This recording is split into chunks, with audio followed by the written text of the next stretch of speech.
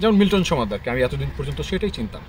তো এরকম মিল্টন সমাদ্দার যারা আছেন তারা কিন্তু যদি এই একই কাজ, এই করাপশনের কাজ বা দুর্নীতির কাজটা তাদের কাছে দেখা যায় না, তখন আসলে আমাদের মানে ভালোবাসার যে জায়গাটা, আমাদের যে অনুভূতির জায়গাটা, এত দিনের বিশ্বাস, একটা বিশ্বাস করতে করতে তার একটা মূর্তি বানিয়ে রেখেছে আমার মনের মধ্যে।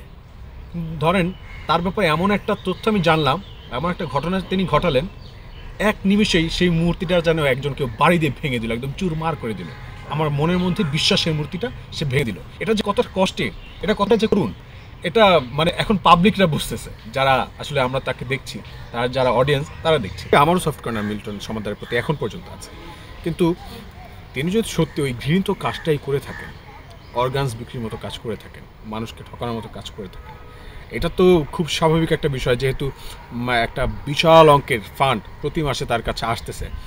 এটা যে কত বড় একটা একটা মানুষকে উপকার করতে চাওয়ার বাসনা থেকে তাকে নিয়ে এসে তারপর তার অর্গান বিক্রি করা, এটা একটা মানে ন্যাক্কারজনক কাজ এবং খুবই ঘৃণিত কাজ, যেটা আমরা এটা কল্পনা করার, আমি কল্পনা করতে পারি না। আমার মানে আমার আমার এই যে ক্ষুদ্র মস্তিষ্কে এই ব্যাপারটা আমি লোড নিতে পারি না, এই চাপটা নিতে পারছি না। তো দেখা যায় যে এই মানুষগুলোর মানে পরিবার নাই, তাদের বাবা নাই, মা নাই। আবার দেখা যায় যে অনেক ছোট শিশু, তাদের কোনো পরিবার নাই। হ্যাঁ, তো সেই যে রাস্তায় যে একটা মানুষ, সে নিজের ডিসিশনটা নিজে নিতে পারছে না, খুব কষ্ট পাচ্ছিল, হাত কেটে যাওয়া, হাত হচ্ছে গিয়ে মানে ক্ষত, তা থেকে পোকা বের হচ্ছে, তার শরীরে ক্ষত।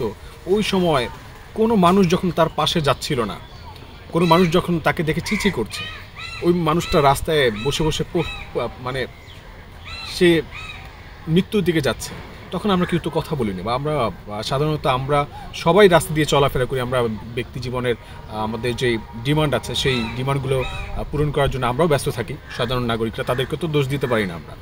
দু একজন তো ওইটা দেখে, দু একজনের চোখে তো পড়ে।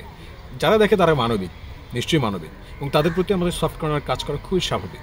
এবং সেই সেই জায়গা থেকে, এবং তিনি পুরো একদম সেট আপ রেডি করে একটা বহর সাজিয়ে তারপর হচ্ছে গিয়ে মানুষের মধ্যে ইন্টারাকশন তৈরি করছে, এবং মানুষের কাছ থেকে যে কমিউনিকেশনের মাধ্যমে ফান্ড কালেকশন করছে, শুধু ব্যক্তি মানুষ তা নয়, বিভিন্ন প্রতিষ্ঠানের কাছ থেকে, আন্তর্জাতিক সংস্থার কাছ থেকেও বিভিন্ন রকম তিনি ফান্ড সংগ্রহ করে থাকেন। তো এই রেকর্ডগুলো তো হচ্ছে গিয়ে পাওয়া যাচ্ছে না, এবং তার যে অডিট রিপোর্ট সেগুলো যেগুলো দেখছি, এবং রেফারেন্স সহকারে তো সোশ্যাল মিডিয়াতে দেখা যাচ্ছে এবং পত্রিকায় দেখা যাচ্ছে রেফারেন্স সহকারে, যে সেই অডিট রিপোর্টগুলো হচ্ছে গিয়ে মেকি করা, এবং যেটা প্রয়োজনীয় বাজেট তার তুলনায় অনেক